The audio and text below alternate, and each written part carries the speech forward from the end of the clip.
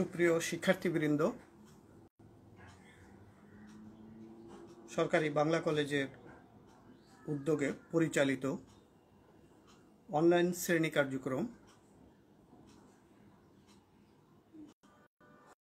কার্যক্রমে তোমাদের স্বাগত জানাচ্ছি।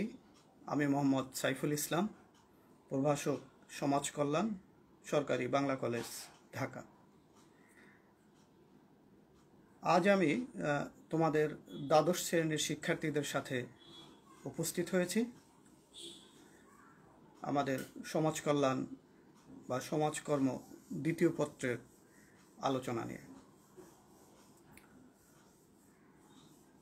তো আমরা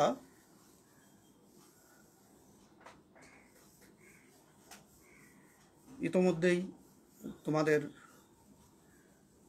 একাদশ শ্রেণীর বার্ষিক পরীক্ষা অনলাইনে অনুষ্ঠিত হয়েছে এবং পরীক্ষাটিতে তোমরা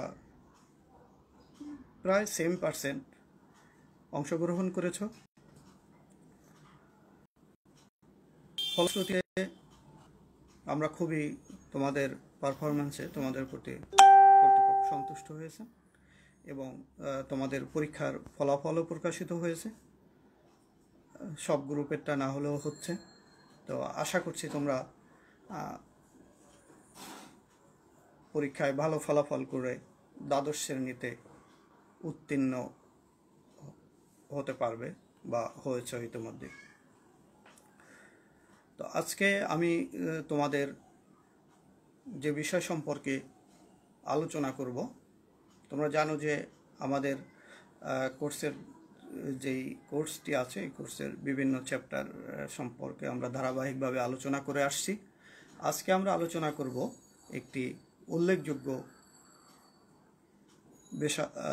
বেসরকারি প্রতিষ্ঠান, বেসরকারি ঠিক না, একটি আন্তর্জাতিক প্রতিষ্ঠান, বাংলাদেশ রেড ক্রিসেন্ট সোসাইটি সম্পর্কে, এবং রেড ক্রিসেন্ট সোসাইটি কিভাবে আমাদের দেশসহ সারা পৃথিবীতে তাদের সেবামূলক কার্যক্রম পরিচালনা করে যাচ্ছে।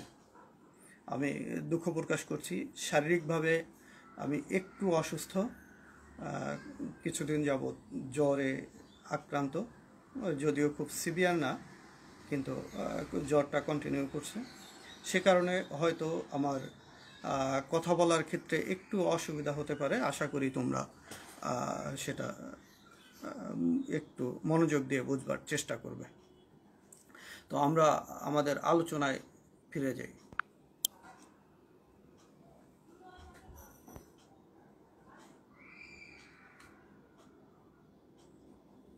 আজকে আমরা যেই কোর্স সম্পর্কে আলোচনা করছি সেটি এখানে দেয়া আছে, তারিখ, বার, সময় এবং আজকের কোর্স এবং আজকের topic Bangladesh red crescent society.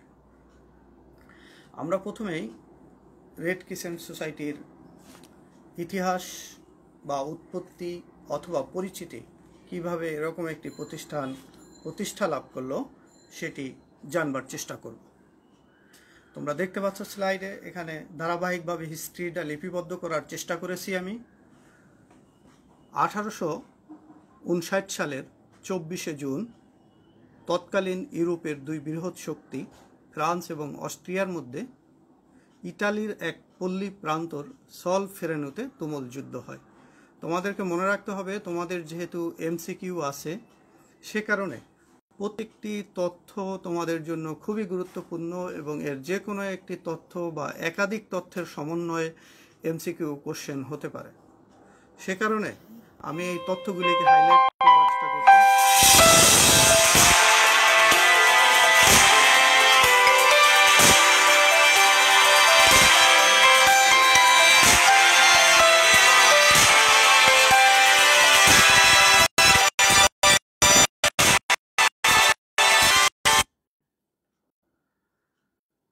তাহলে 1859 সালের 24শে জুন ইউরোপের পরাশক্তি ফ্রান্স এবং অস্ট্রিয়ার মধ্যে ইতালির এক পল্লী প্রান্তর, যেই প্রান্তরের নাম সলফেরেনো, এই সলফেরেনোতে তুমুল যুদ্ধ সংগঠিত হয়। সেখানে মোট 3 লক্ষ সৈন্যের মধ্যে 15-16 ঘন্টা যুদ্ধে আহতের সংখ্যা দাঁড়ায় 40 থেকে 42,000, অর্থাৎ যুদ্ধ হয় 15-16 ঘন্টা, সেখানে আহত সৈন্যের সংখ্যা দাঁড়ায় 40 থেকে 42,000। তোমরা বাম দিকে যার ছবি দেখতে পাচ্ছ, তিনি এক মানবহিতৈষী ব্যক্তি, আমরা তার সম্পর্কে বলবো। তার নাম হেনরি ডুনান্ট। তো একদিকে বিজয়ী সৈন্যরা বিজয় উৎসবে মত্ত, আর অন্যদিকে আহত সৈন্যের মৃত্যু যন্ত্রণার আর্তনাদ, মানব জীবনের প্রতি চরম এই অবজ্ঞা। এই যেই ভদ্রলোককে তোমরা দেখতে পাচ্ছ ছবিতে, হেনরি ডুনান্ট, তার হৃদয়ে দারুণভাবে রেখাপাত করে। তিনি তাৎক্ষণিকভাবে তার সকল ব্যবসায়িক কর্মসূচি বাতিল করে আহতদের সেবায় আত্মনিয়োগ করেন। মহাত্মা জীবন হেনরি ডুনান্ট ও তার 4 জন সহকর্মী বিশ্বের বিভিন্ন দেশের সমর্থন ও সহায়তায় 1863 সালের 26 অক্টোবর একটি আন্তর্জাতিক সম্মেলন আহ্বান করেন। আমি তথ্যগুলিকে খুবই ক্যাটাগরাইজ করে এবং একবারে আলাদা আলাদা করে উল্লেখ করেছি, যাতে করে তোমরা তোমাদের যেই এমসিকিউ অথবা এক কথায় যেই উত্তর দিতে হয় জ্ঞানমূলক এই বা অনুধাবনমূলক এই প্রশ্নগুলোর উত্তর তোমরা যথাযথভাবে দিতে পারো। তাহলে একটি যুদ্ধ সংগঠিত হয় 1859 সালে। সেই যুদ্ধে ব্যাপক সংখ্যক সৈনিক হতাহত হয়, আহত নিহত হয়, এবং এই অবস্থা দেখে একজন মানবহিতৈষী ব্যবসায়ী হেনরি ডুনান্ট তিনি তার ব্যবসায়িক কর্মসূচি বাতিল করে 1863 সালে একটি আন্তর্জাতিক সম্মেলন আহ্বান করেন। তার আহ্বানে ওই সম্মেলনে 16টি দেশের প্রতিনিধি যোগদান করেন। হেনরি ডুনান্টের প্রস্তাব অনুযায়ী রেড ক্রস নামে একটি আন্তর্জাতিক সেবামূলক নিরপেক্ষ সংস্থা গঠিত হয়। 118টি দেশে একটি জাতীয় সোসাইটি রয়েছে, যা রেড ক্রস বা রেড ক্রিসেন্ট অথবা রেড ক্রিস্টাল নামে পরিচিত। যেই সংস্থাটি 1863 সালে প্রতিষ্ঠিত হয়েছে, এই সংস্থাটি বর্তমানে 118টি দেশে জাতীয় সোসাইটি হিসাবে রয়েছে। তো সেক্ষেত্রে দেশভেদে এটি ভিন্ন ভিন্ন নাম ধারণ করেছে। এটা প্রতিষ্ঠাকালীন নাম রেড ক্রস, ওআইসি ভুক্ত দেশগুলিতে এটি রেড ক্রিসেন্ট নামে কাজ করছে, আমরা সেটা পরে আলাপ করব, এবং রেড ক্রিস্টাল নামেও বিশ্বের কিছু কিছু দেশে এটি কাজ করছে। 1971 সালের 16ই ডিসেম্বর বাংলাদেশের অভ্যুদয়ের পর 1971 সালের 20 December national red cross society of Bangladesh নামে সরকারের নিকট স্বীকৃতির জন্য আবেদন করা হয়। অর্থাৎ এর আগে এটা national red cross society of Pakistan নামে কাজ করত। তো যেহেতু 16ই ডিসেম্বর আমাদের দেশমাতৃকা স্বাধীনতা লাভ করে, এবং ওই সালেরই অর্থাৎ 71 সালের 20 ডিসেম্বর এটি national red cross society of Bangladesh নামে স্বীকৃতি লাভের জন্য সরকারের নিকট আবেদন করে। তৎকালীন সরকার 1972 সালের 4 জানুয়ারি বাংলাদেশ সরকারের অনুমোদন ক্রমে বাংলাদেশ রেড ক্রস সোসাইটি কার্যক্রম শুরু করে, যেখানে রাষ্ট্রপতির আদেশ নম্বরটি দেয়া আছে। এখানে সরকারের একটি অক্সিলারি বা সহযোগী সংগঠন হিসাবে কার্যক্রম শুরু করে। এটি একটি আন্তর্জাতিক সংগঠন এবং সরকারের একটি সহযোগী সংগঠন হিসাবে কাজ করছে। তার মানে এটি বেসরকারি সংগঠনও বলা যাবে না। তাহলে 1972 সালের 4 জানুয়ারি এটি অনুমোদন লাভ করে। আমরা এরপরে দেখি 1973 সালের সেপ্টেম্বর মাসে তেহরানে অনুষ্ঠিত সম্মেলনে বাংলাদেশ রেড ক্রস সোসাইটির আনুষ্ঠানিকভাবে আন্তর্জাতিক স্বীকৃতি লাভ করে। তাহলে 72 সালে সরকারের কাছ থেকে অনুমোদন লাভ করেছে, এবং রেড ক্রস সোসাইটির সম্মেলনে এটি অনুমোদন লাভ করেছে 1973 সালে। বাংলাদেশ সরকারের ঘোষণা অনুযায়ী 1988 সালের 4 এপ্রিল রেড ক্রস সোসাইটির নাম ও প্রতীক পরিবর্তন করে বাংলাদেশ রেড ক্রিসেন্ট সোসাইটি করা হয়, এবং প্রতীক রেড ক্রসের পরিবর্তে রেড ক্রিসেন্ট করা হয়। অর্থাৎ তৎকালীন সময়ে ওআইসির সম্মেলনে একটি সিদ্ধান্ত হয় যে মুসলিম দেশগুলিতে রেড ক্রস নামে এটি কাজ করবে না, যেহেতু রেড ক্রসের সাথে খ্রিস্ট ধর্মের একটি সাদৃশ্য আছে, সে কারণে এটি মুসলিম দেশগুলিতে রেড ক্রিসেন্ট হিসাবে কার্যক্রম পরিচালনা করে আসছে। বাংলাদেশের 64টি জেলায় এবং 4টি পুরানো বিভাগীয় শহর বা সিটি কর্পোরেশনে রেড ক্রিসেন্ট ইউনিট রয়েছে। তো 64টি জেলায় রয়েছে এবং 4টি বিভাগীয় শহর, পুরানো বিভাগীয় শহর যেগুলি সেখানে রয়েছে, যার মাধ্যমে সোসাইটি তার সার্বিক কার্যক্রম পরিচালনা করে থাকে। প্রতিটি ইউনিটে 11 সদস্য বিশিষ্ট নির্বাহী পরিষদ এবং সোসাইটির নীতি নির্ধারণী কার্যক্রম পরিচালনায় পরামর্শ ও উপদেশ প্রদানের জন্য কেন্দ্রীয়ভাবে 15 সদস্য বিশিষ্ট ব্যবস্থাপনা পরিষদ রয়েছে।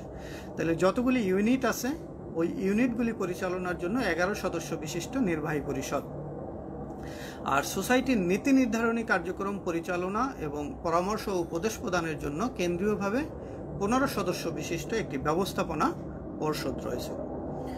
গণপ্রজাতন্ত্রী বাংলাদেশের মহামান্য রাষ্ট্রপতি বাংলাদেশ রেড ক্রিসেন্ট সোসাইটির প্রেসিডেন্ট, অর্থাৎ যিনি বাংলাদেশের মহামান্য রাষ্ট্রপতি থাকবেন তিনি রেড ক্রিসেন্ট সোসাইটির প্রেসিডেন্ট থাকবেন।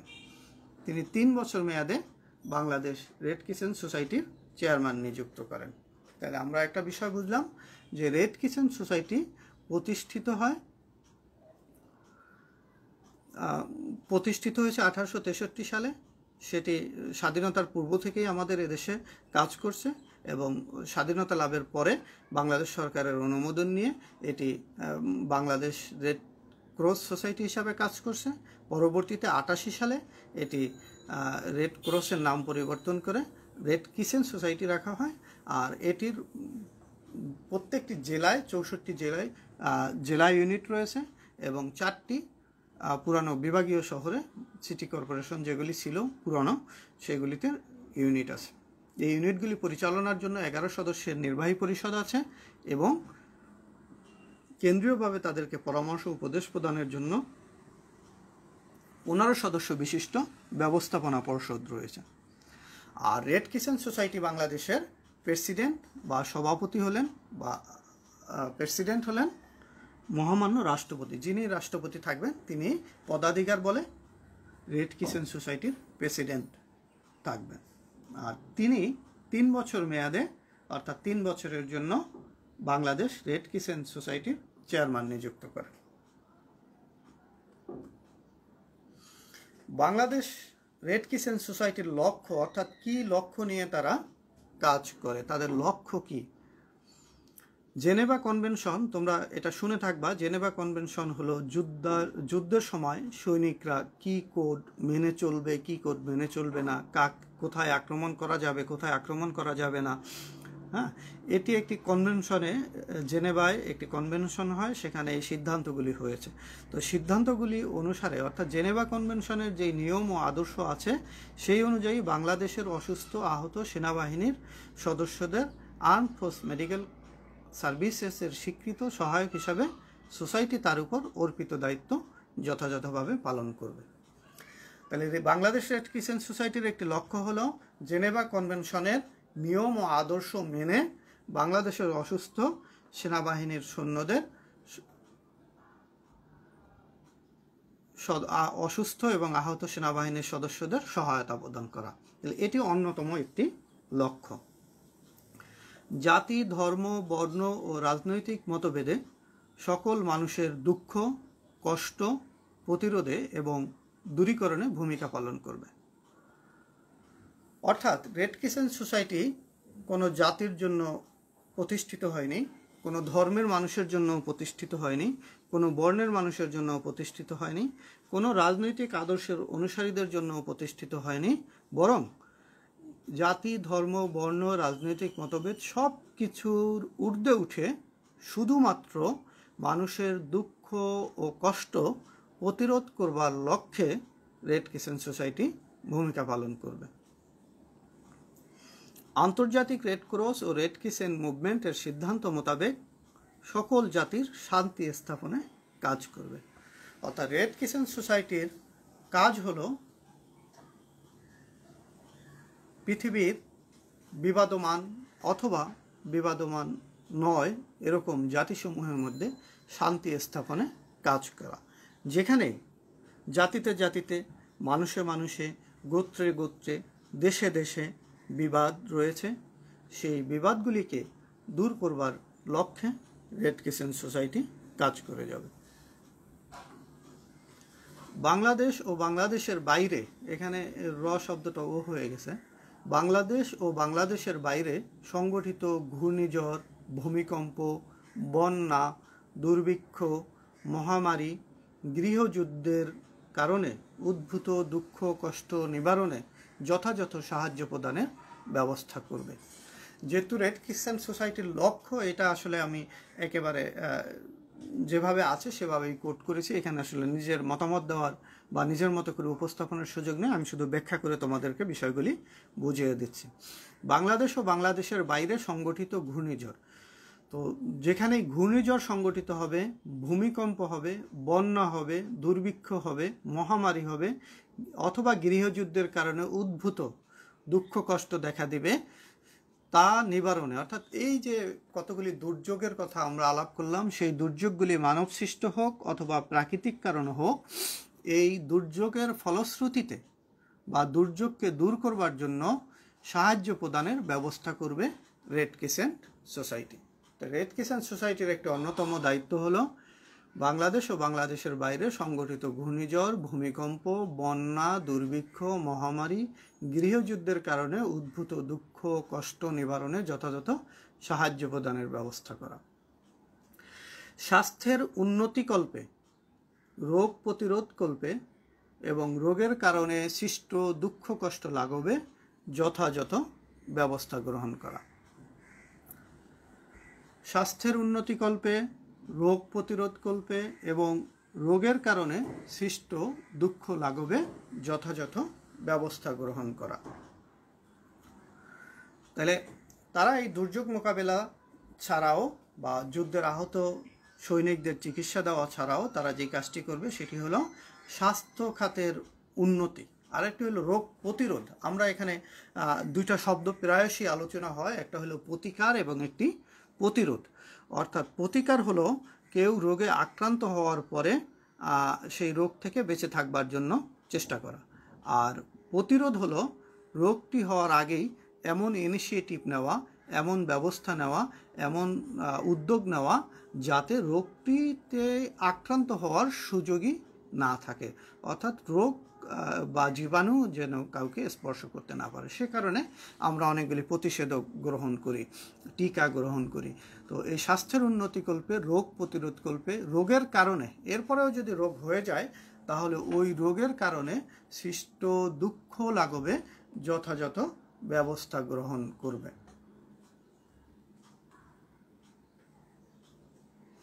আমরা এর বাইরেও যদি দেখি,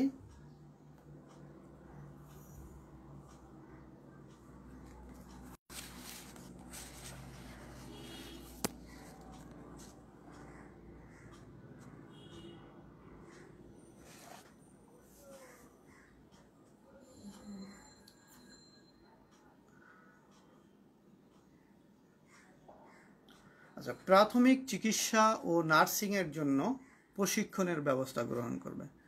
প্রাথমিক চিকিৎসা, তোমরা জানো যে ফার্স্ট এইড, তোমরা এটা আরও ভালো করে জানবার কথা যে আমাদের কলেজে সম্প্রতি যুব রেড ক্রিসেন্টের একটি ইউনিট খোলা হয়েছে এবং সেখানে তোমাদের অনেক শিক্ষার্থী সদস্য আছো এবং তোমরা জানো যে সেখানে রেড ক্রিসেন্টের শিক্ষার্থী যারা রেড ক্রিসেন্ট, যুব রেড ক্রিসেন্টের অন্তর্ভুক্ত হয় তাদেরকে প্রাথমিক চিকিৎসা দেওয়ার মতো উপযুক্ত প্রশিক্ষণ দেওয়া হয়, আরও নানামুখী প্রশিক্ষণ তাদেরকে দেওয়া হয়, বিভিন্ন কাজের সাথে যুক্ত রাখবার জন্য প্রচেষ্টা চালানো হয়। তার মানে হলো, অর্থাৎ প্রাথমিক চিকিৎসা সম্পর্কে, একটা মানুষ আক্রান্ত হওয়ার পরে যে হঠাৎ করে সে কোথায় যাবে, কার কাছে যাবে, এরকম একটি অবস্থায় যাতে সে প্রয়োজনীয় ব্যবস্থা গ্রহণ করতে পারে সেজন্য একটি নির্দেশনা দেওয়ার ব্যবস্থা থাকে। এজন্য প্রাথমিক চিকিৎসা ও নার্সিংয়ের জন্য প্রশিক্ষণের ব্যবস্থা, অর্থাৎ প্রশিক্ষণ যদি দিয়ে দক্ষ একটি কিছু স্বাস্থ্যকর্মী তৈরি করা যায় তাহলে দেখা যাবে যে তাদের মাধ্যমে একটি প্রাথমিক চিকিৎসা সেবা এবং নার্সিং এর ব্যবস্থা করা সহজ হয়েছে। আমরা দেখি মাতৃ সদন ও শিশু কল্যাণ কেন্দ্র স্থাপন ও পরিচালনের ব্যবস্থা গ্রহণ। এখানে সনদ হয়ে গেছে, মাতৃ সদন ও শিশু কল্যাণ কেন্দ্র স্থাপন। অর্থাৎ আমরা জানি যে সবচেয়ে ভালনারেবল এবং ঝুঁকিপূর্ণ যারা রয়েছে স্বাস্থ্যের দিক থেকে, তাদের মধ্যে মায়েরা এবং শিশুরা। তো তাদের কল্যাণ কেন্দ্র স্থাপন করার জন্য বা পরিচালনের ব্যবস্থা গ্রহণ করার জন্য রেড ক্রিসেন্ট সোসাইটি লক্ষ্য নির্ধারণ করেছে। দেশের যুব সমাজকে সুসংগঠিত করা। আমরা জানি যে একটি দেশের প্রকৃত শক্তি হলো সে দেশের যুব সম্প্রদায়, কারণ শিশুরাও উৎপাদন কাজে যেমন নিযুক্ত হয় না, বয়স্করাও আস্তে আস্তে উৎপাদন থেকে দূরে সরে যায়। সে কারণে একটি দেশের মূল শক্তি বা দেশের চালিকা শক্তি বলা হয় যুব সমাজকে। আর যুব সমাজের আদর্শ, যুব সমাজের ত্যাগ, যুব সমাজের শ্রম যদি দেশের কল্যাণে নিয়োজিত হয়, তাহলে দেখা যায় ওই দেশটি খুব দ্রুত গতিতে উন্নতির দিকে এগিয়ে যায়। তো সে কারণে বাংলাদেশ রেড ক্রিসেন্ট সোসাইটির একটি অন্যতম লক্ষ্য হলো যুব সমাজকে সুসংগঠিত করা। অ্যাম্বুলেন্স সার্ভিস প্রদানের ব্যবস্থা গ্রহণ করবে। অর্থাৎ আমরা জানি যে একটা লোক আক্রান্ত হওয়ার পরে তাকে চিকিৎসা প্রদান করা জন্য নিয়ে যেতে হয় এক হসপিটাল থেকে এক হসপিটালে। এটি আমাদের দেশে খুবই একটি ভোগান্তির নাম। তো এই সার্ভিসটি যদি যেই যানবাহনে করে নেওয়া হয় হসপিটাল থেকে হসপিটাল, সেটির নাম হলো অ্যাম্বুলেন্স, তোমরা জানো। এই অ্যাম্বুলেন্স সার্ভিস প্রদানের একটি ব্যবস্থা রেড ক্রিসেন্ট সোসাইটির আছে। হাসপাতালের রোগীদের কল্যাণের নিত্য ব্যবহার্য উপহার সামগ্রী সরবরাহ করা। অর্থাৎ হাসপাতালে রোগীদের ব্যবহারের জন্য যেসব উপকরণ বা জিনিসপত্র, তৈজসপত্র দরকার হয়, উপহার হিসাবে সেগুলি হাসপাতালে সরবরাহ করার কাজটি রেড ক্রিসেন্ট সোসাইটি করে থাকে। সোসাইটির উদ্দেশ্যাবলীর অধিক বিস্তারকল্পে বা আন্তর্জাতিক রেড ক্রস ও রেড ক্রিসেন্ট মুভমেন্ট কর্তৃক গঠিত কমিটি ও বডি সোসাইটি কর্তৃক প্রতিনিধিত্বকরণের ব্যবস্থা গ্রহণ। অর্থাৎ সোসাইটির এই উদ্দেশ্য বিস্তারকল্পে, উদ্দেশ্যটাকে আরও বাড়ানোর জন্য রেড ক্রিসেন্টের আন্তর্জাতিক যে কমিটি আছে তাদের প্রতিনিধিত্ব করবে আমাদের দেশের বাংলাদেশ রেড ক্রিসেন্ট সোসাইটি। আমি যদি খুব সহজ করে বলি, অর্থাৎ আন্তর্জাতিক রেড ক্রস এবং রেড ক্রিসেন্ট মুভমেন্ট যেটি চলমান আছে পৃথিবীব্যাপী, তার অধিক বিস্তারের জন্য বাংলাদেশ রেড ক্রিসেন্ট সোসাইটি ওই আন্তর্জাতিক বডির প্রতিনিধি হিসাবে কাজ করবে। সোসাইটি কর্তৃক সময়ে সময়ে অনুমোদিত সমজাতীয় বিষয়সমূহের যথাযথ ব্যবস্থা গ্রহণ করা। তা সোসাইটি এর বাইরে যে লক্ষ্যগুলি আমরা আলোচনা করলাম, এই লক্ষ্যের বাইরেও যদি কোনো লক্ষ্য নির্ধারণ করে থাকে, তাহলে বা কখনো কখনো যদি নতুন কোনো কিছু অ্যাড করে বা যোগ করে, সেই লক্ষ্যগুলি পূরণের জন্য বাংলাদেশ রেড ক্রিসেন্ট সোসাইটি কাজ করবে। অর্থাৎ এক কথায় বাংলাদেশ রেড ক্রিসেন্ট সোসাইটি যে উদ্দেশ্যগুলি ঘোষণা করেছে সেগুলি কাজ করবেই, আর যেই উদ্দেশ্যগুলি ঘোষণা করেনি, ভবিষ্যতে আন্তর্জাতিক রেড ক্রস বা রেড ক্রিসেন্ট মুভমেন্ট তারা নির্ধারণ করে, সেগুলি বাস্তবায়নের ব্যাপারেও ভূমিকা পালন করবে।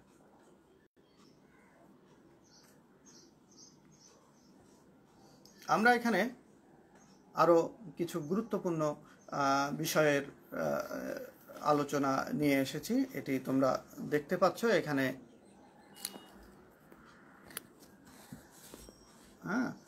বাংলাদেশ রেড ক্রিসেন্ট সোসাইটির মূল নীতি।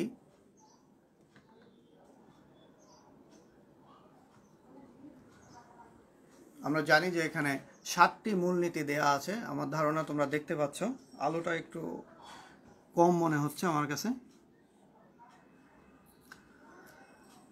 বাংলাদেশ রেড ক্রিসেন্ট সোসাইটি 7টি মূলনীতি, আমরা যে লক্ষ্যগুলির কথা এতক্ষণ আলোচনা করলাম, এই লক্ষ্যগুলির অর্জনের জন্য বা এই লক্ষ্যে পৌঁছানোর জন্য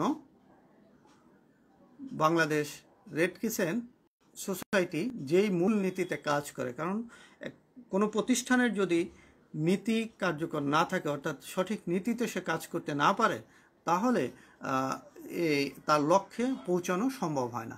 অর্থাৎ একটি লক্ষ্যে যদি কাউকে পৌঁছাতে হয়, তাহলে তাকে কিছু নীতি মেনে চলতে হয়। তেমনিভাবে বাংলাদেশ রেড ক্রিসেন্ট সোসাইটি 7টি মূল নীতি মেনে কাজ করছে এবং এই 7টি মূলনীতি মেনে কাজ করার কারণেই তার লক্ষ্যগুলি অর্জিত হওয়ার ক্ষেত্রে অনেকখানি এগিয়ে থাকছে।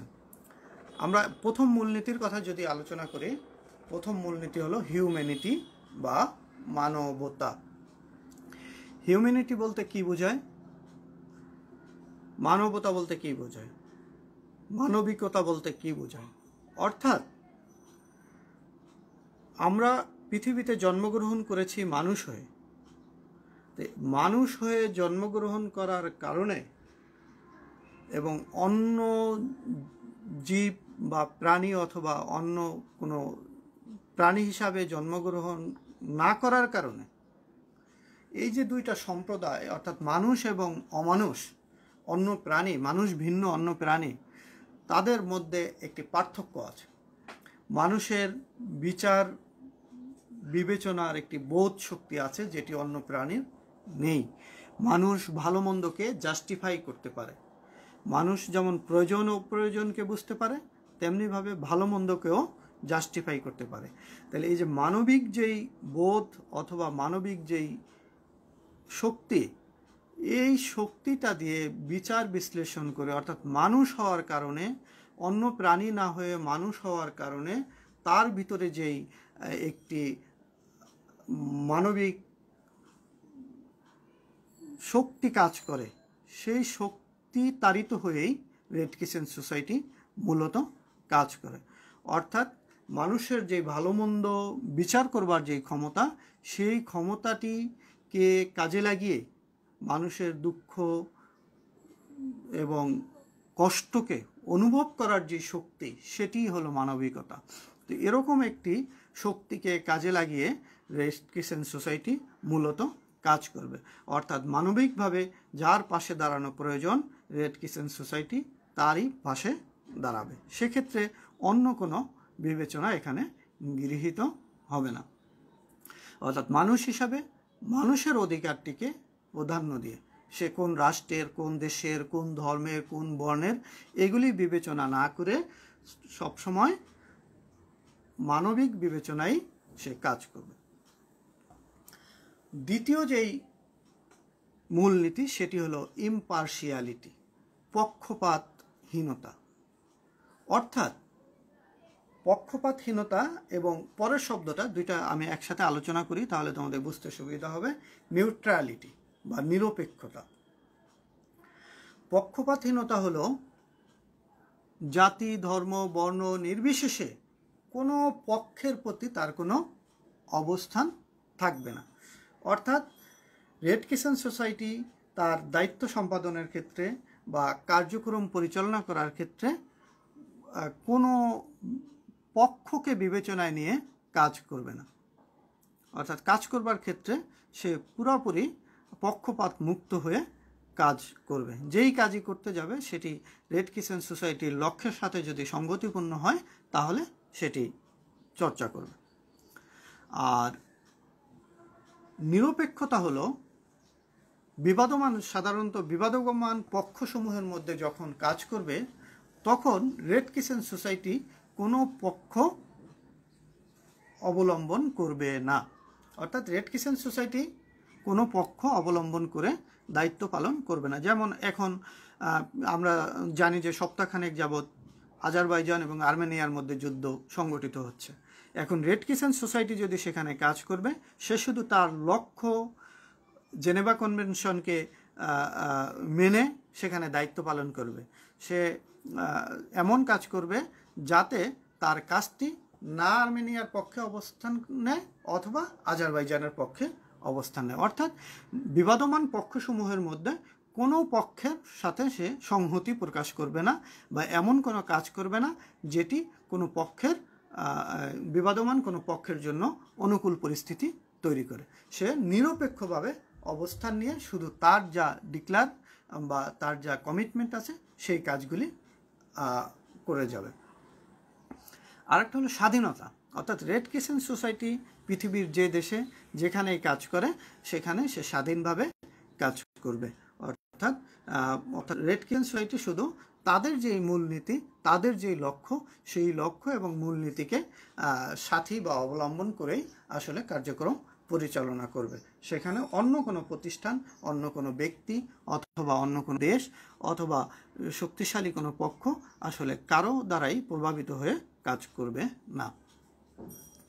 আরেকটা হলো স্বেচ্ছামূলক সেবা। তাহলে এই সেবাটা হবে সম্পূর্ণ স্বেচ্ছামূলক। এই সেবার বিনিময়ে রেড ক্রিসেন্ট সোসাইটি কোনো পক্ষের কাছে, কোনো ব্যক্তির কাছে, কোনো দেশের কাছে অথবা আন্তর্জাতিক সম্প্রদায়ের কাছে কোনো কিছু প্রত্যাশা করে না। রেড ক্রিসেন্ট সোসাইটি যেই সেবা দিয়ে থাকে সেই সেবাটি হলো অবশ্যই স্বেচ্ছামূলক সেবা। আমরা যদি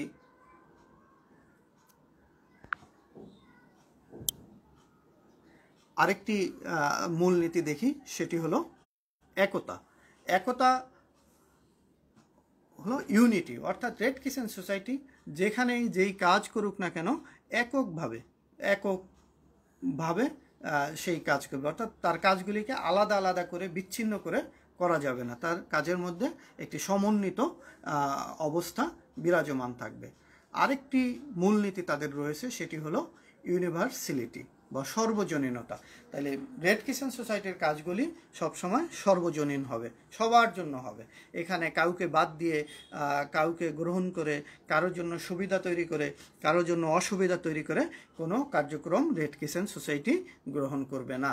তাহলে আমরা বাংলাদেশ রেড ক্রিসেন্ট সোসাইটির 7টি মূলনীতি জানলাম। এই 7টি মূলনীতি যদি আমরা ইংরেজিতে বলি, humanity, ইম্পার্শিয়ালিটি, neutrality, independence, voluntary service, unity এবং ইউনিভার্সালিটি। আর যদি এটাকে আমরা বাংলায় বলি তাহলে মানবতা, পক্ষপাতহীনতা, নিরপেক্ষতা, স্বাধীনতা, স্বেচ্ছামূলক সেবা, একতা এবং সার্বজনীনতা। তাহলে এই 7টি মূলনীতি মেনে রেড ক্রিসেন্ট সোসাইটি সেবা প্রদান করে থাকে। তাহলে আমরা যদি পরীক্ষায় আসে রেড ক্রিসেন্ট সোসাইটির মূলনীতি কয়টি, তাহলে আমরা লিখে দেব 7টি। আবার এরকম প্রশ্ন হতে পারে নিম্নের কোনগুলি রেড ক্রিসেন্ট সোসাইটির মূলনীতি, সেখানে হয়তো এই 7টা থেকে 2টা থাকতে পারে, বাইরে থেকে যে কোনো একটা শব্দ থাকতে পারে, তাহলে তোমাদেরকে বাছাই করে নিতে হবে। অথবা এই 7টা থেকে একটা থাকতে পারে, বাইরে থেকে 2টা থাকতে পারে, সেখানেও তোমাকে কিন্তু এই 7টা জানা না থাকলে তুমি আসলে বাছাই করে নিতে পারবা না। আবার প্রশ্ন ভিন্ন রকম হতে পারে, অর্থাৎ তুমি যদি 7টা মূলনীতি জানো তাহলে যেভাবেই প্রশ্ন আসুক তুমি উত্তর করতে সমর্থ হবা। এরপরে আমরা দেখি রেড ক্রিসেন্ট সোসাইটি বাংলাদেশে কি কি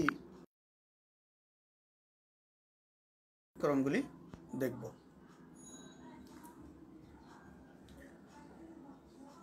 বর্তমান কার্যক্রমগুলি যদি আমরা বিশ্লেষণ করি তাহলে আমরা দেখব যে দুর্যোগ, ত্রাণ ও পুনর্বাসন কার্যক্রম। তাইলে তারা যেই কাজ করছে তার মধ্যে দুর্যোগ, ত্রাণ এবং পুনর্বাসন কার্যক্রম পরিচালনা করছে। অর্থাৎ দুর্যোগের সময় তারা ত্রাণ দিচ্ছে এবং পুনর্বাসন কার্যক্রম। ঘূর্ণিঝড় প্রস্তুতি কর্মসূচি CPP, তোমরা এটা জানো, এটা খুবই গুরুত্বপূর্ণ একটি প্রোগ্রাম। এটি স্বাধীনতার পর থেকে এই রেড ক্রিসেন্টের সহায়তায় বাংলাদেশ সরকারের সাথে এই কাজটি বাস্তবায়ন করে আসছে। এবং এখানে যারা স্বেচ্ছাসেবক থাকে,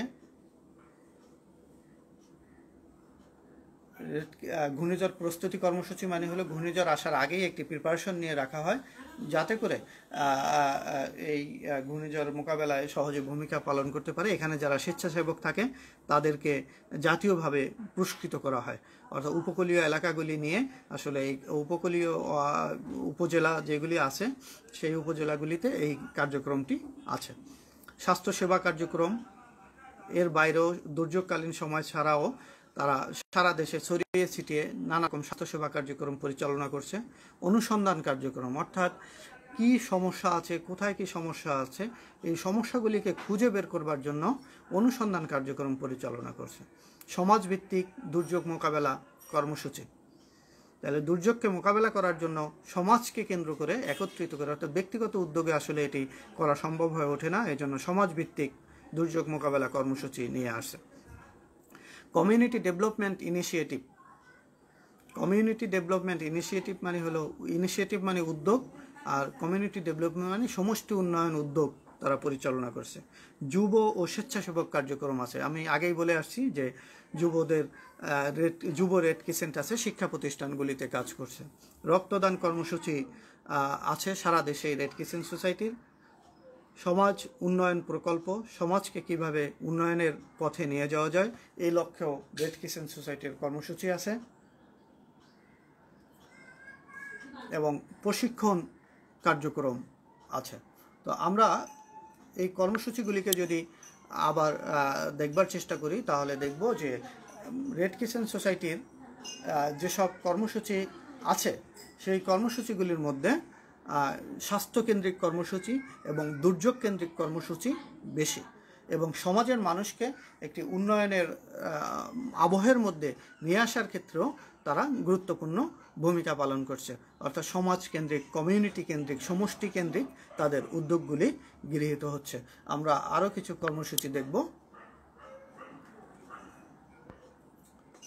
ক্ষুদ্র ঋণ প্রকল্প আছে। ক্ষুদ্র ঋণ সম্পর্কে তোমাদের ধারণা আছে নিশ্চয়ই। এটি জামানতবিহীন এবং দরিদ্র মানুষদের জন্য ঋণ, যারা অল্প ঋণ নিয়ে, অর্থাৎ জামানতের কারণে যারা ঋণ নিতে পারে না, যাদের জামানত রাখবার জন্য কিছু নাই, তাদেরকে কিন্তু ব্যাংক ঋণ দিবে না। যেহেতু ব্যাংক ঋণ দেয় না, এই প্রতিষ্ঠানগুলি, এছাড়া আরও কিছু প্রতিষ্ঠান আছে, গ্রামীণ ব্যাংক, ব্র্যাক, তারা জামানতবিহীন ঋণ প্রদান করে। রেড ক্রিসেন্ট নীতিমালা ও আন্তর্জাতিক মানবিক আইনের প্রচার ও প্রসার, অর্থাৎ রেড ক্রিসেন্টের যে নীতিমালা আছে এবং আন্তর্জাতিক মানবিক আইন আছে, অর্থাৎ মানবিক একটি পৃথিবী প্রতিষ্ঠার জন্য তারা কাজ করছে। Urban disaster risk reduction. Urban disaster মানে হলো নগর জীবনে যেসব ডিজাস্টার হতে পারে, দুর্যোগ হতে পারে, দুর্যোগের যে ঝুঁকি আছে সেটা রিডাকশনের জন্য কাজ করছে। রিডাকশন মানে কমিয়ে আনার জন্য। জলবায়ু অভিযোজন। অভিযোজন মানে, শব্দটি যদি তোমরা না বুঝে থাকো, অভিযোজন হলো খাপ খাইয়ে চলা। অর্থাৎ জলবায়ুর পরিবর্তনের কারণে নিয়ত আমাদের জীবনযাত্রা পরিবর্তন হচ্ছে, পেশা পরিবর্তন হচ্ছে, আমাদের ভূখণ্ডের পরিবর্তন হচ্ছে। তো এই পরিবর্তনের সাথে, পরিবর্তনকে যেহেতু আমরা আটকাতে পারছি না, সুতরাং পরিবর্তনের সাথে আমাদেরকে খাপ খাইয়ে চলতে হবে। ভালনারেবিলিটি টু রেসিলেন্স প্রজেক্ট, এটা V2PR একটি প্রজেক্ট আছে। সেই প্রজেক্টে ভালনারেবল মানে ঝুঁকিপূর্ণদের জন্য একটি প্রজেক্ট রয়েছে। Risk reduction through empowerment of women, নারীদের ঝুঁকি কমিয়ে আনার জন্য। এম্পাওয়ারমেন্ট অফ ওমেন, এম্পাওয়ারমেন্ট মানে ক্ষমতায়ন, নারীর ক্ষমতায়নের ক্ষেত্রে যেসব ঝুঁকি আছে সেগুলি কমিয়ে আনার জন্য রেড ক্রিসেন্ট সোসাইটি কাজ করছে। ইউনিট অ্যাফেয়ার্স একটি কাজ করছে। আরেকটি হলো সাংগঠনিক উন্নয়ন। সাংগঠনিক ক্ষেত্রে রেড ক্রিসেন্ট সোসাইটি যাতে তার কার্যক্রমগুলি যথাযথভাবে সম্পাদন করতে পারে সে লক্ষ্যেও রেড ক্রিসেন্ট সোসাইটি কাজ করছে।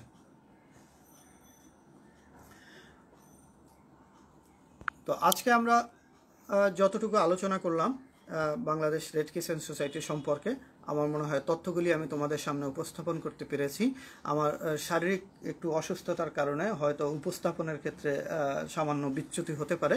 আশা করি তোমরা একটু মনোযোগ দিয়ে সেটি বুঝে নেওয়ার চেষ্টা করবে।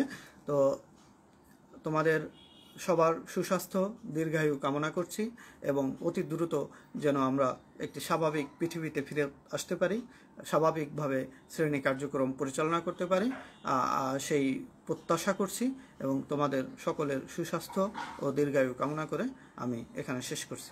আল্লাহ হাফেজ।